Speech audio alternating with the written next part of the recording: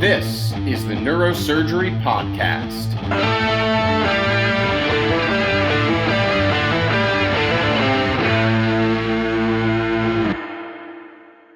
Hello, listeners. I'm very fortunate to be here in beautiful Lima, Peru. I'm here with Dr. Guy McKhann.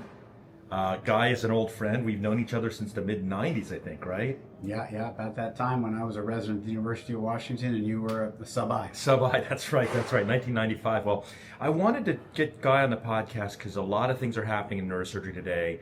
Guy has been a stalwart of our field. He's been a phenomenal researcher, clinician, philanthropist. And Guy is now, you've taken the job at Emory, right? The chair job, right? I have. I just accepted recently and will be starting in the middle of September.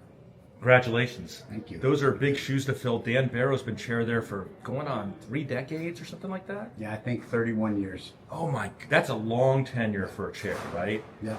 In Europe, don't they have like limits like 5 or 10 years usually for a chair or something like that? I mean, I don't know about Europe. I think the Canadians have 10 years. Mayo Clinic has 10 years. You know, I think some people, though, have been able to do it for decades remarkably well, and those people need to be commended. Yeah, I mean, Emory stands as a very important program, certainly regionally, right? It's really not surrounded by any other powerhouses. I mean, MCG's getting a little better, Alabama's pretty good, but like they have a big geographic swath, right? Well, I mean, they have a very big city, right? Mm-hmm. Atlanta's 7 million catchment area, but it's not. Even though there's not other academic institutions in Atlanta, you know, there's very strong non-academic institutions. So there's multiple big healthcare systems in Atlanta.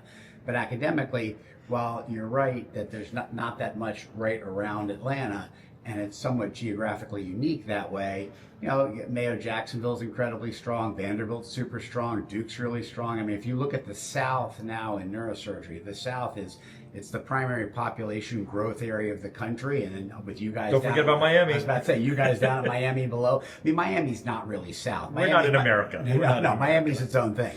But I mean, when you look at the South and strength and development of neurosurgery programs in the last 10 years, it's really pretty amazing. Now, quite different. You were coming from Columbia University in New York City, right? Quite different from that environment, right? Yeah, I mean, obviously very different. I mean, I've got 8 academic medical centers within 20 miles of my desk in New York. Wow. And so it is a big difference in terms of that.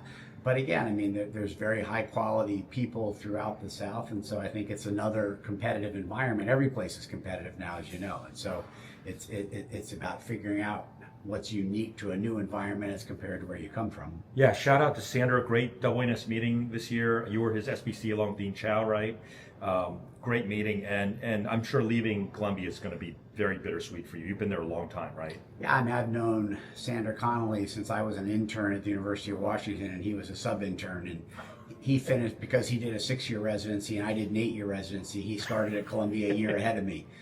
But we've been close friends throughout life. He's one of my closest friends, period. He's one of my kids' godfathers. I mean, oh, wow. That was one of my hardest conversations ever, was after deciding to walk into his office and say that, you know, I'm breaking up the band, because I think I'd always imagined we'd walk out together in 7 or 8 years. But And did you start at Columbia right after training? I did.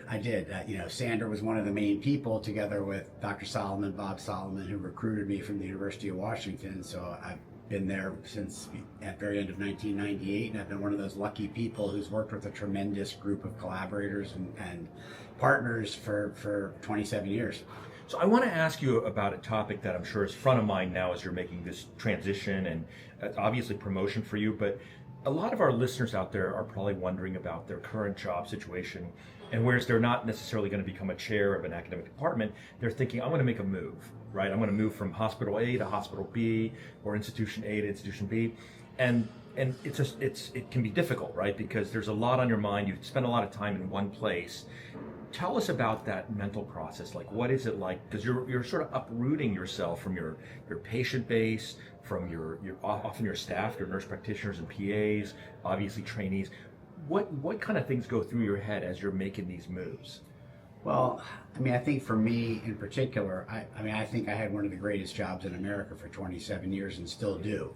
And so to give that up for a move, you have to make sure that you're moving to something, not moving away from something. Right. You know, I think there's a lot. Fernando Valle, your local George, come on in here. Come and say hi to our guests. He's been on the podcast before, chair at MCG. Got the two You're going to be a boys. guest now? That's what we're doing right now. Yeah. Oh.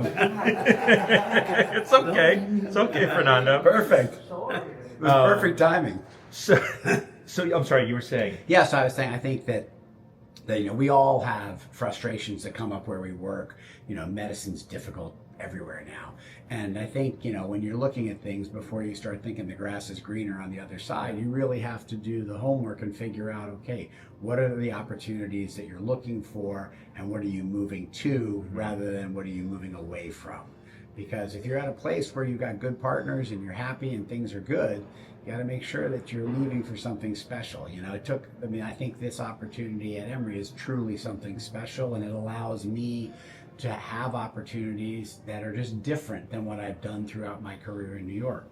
And I think at any level of neurosurgery, you have to be looking for something really special in what you're doing when you move. How is it going to change your day-to-day life in a way that's going to make you better, whether that's academically, educationally, clinically? It has to make you better in some way, and you have to be bringing something hopefully to the table that's going to make where you are better also. Are you moving your whole lab? So I'm not in terms of basic mouse type lab. I'm going to stop doing that type of work. So the wet lab you're going to leave. Well, the wet lab, I've got two collaborators I've been working with. One who actually brought over from the Soviet Union about over 20 years ago.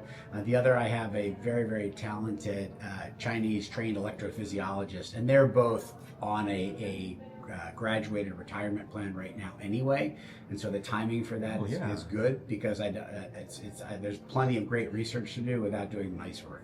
Yeah, what young neurosurgeon's going to be trying to get into that position now, right? I mean, it's... Yeah, the great thing about, as you know, at a place like Miami or like Columbia, you've always got great junior partners who are picking things up as you go.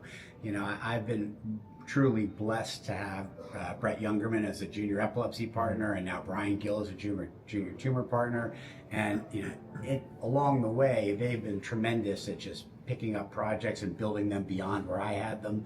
And so the handoff at Columbia, I think, is going to be very, very smooth. Yeah, shout out to Brett. He's a great guy. I only moved once, probably like you're going through your first move now from when I moved from USC to Miami. And I can tell you that it was extremely painful. And for like 15 years in Miami, I would say, oh my God, on rounds, like, at USC, they do it like this. And the residents would be like, you've been here longer than you were at USC, so you got to stop saying that. So I got to ask you, like, in this process, what's been the most difficult part about moving? What's the most difficult? So I haven't moved yet, and so there's a lot of that still to figure out because I'm starting in September. So I have some geographic advantage because I'm the second marriage and my wife raised her kids in Atlanta. So we have a place in Atlanta already. So we spend time in Atlanta in the wintertime when New York is brutally cold anyway. So the geographic part is going to be easier, but obviously you're moving to a new academic system. It's got its own culture, it's got its own traditions, its own way of doing things. And my job is to learn that way. And actually, I'm not too old to learn from another institution as to things and how they do things. And hopefully I can bring some things that I can teach also. But I think it's a mistake to think that I'm going to convert an institution my way of doing things. I'm going to learn from them, and hopefully they learn from me, and we both grow from it. I think one of the great things that I learned as a trainee, as you know, having been a sub-I at the University of Washington, is that Dr. Wynn brought in Mitch Berger from UCSF and Mark Mayberg from MGH and Sean Grady from UVA. So we got to learn all those ways. Right. And I think that by learning how different places do things, that's how we grow as a group. Now, along those lines, I know you're formulating your sort of plan of what you'll do as a new chair. And now that Fernando Valles walked away, can you give us a little bit insight? I mean, I know it's still getting in process. Like, what can folks expect from Emory? Like, you've got plans. I know a lot of folks are getting ready to go on the interview trail. They're looking at programs, right? You're going to be the new chair. What should people look for? Obviously Dan Barrow had a certain style and a flavor at Emory, and you're going to bring your own, right?